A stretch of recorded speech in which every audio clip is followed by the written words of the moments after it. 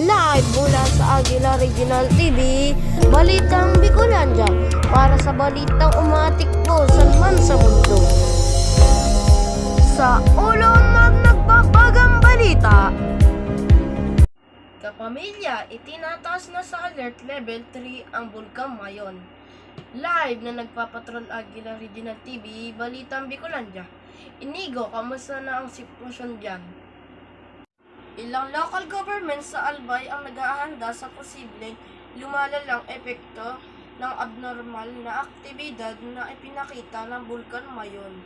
Sa bayan ng Ginaubatan, magiging kulang makukuha pondo sa itaas na level 3 ang status ng bulkan na mangingilang ito ang paglikas ng libo-libong pamilya.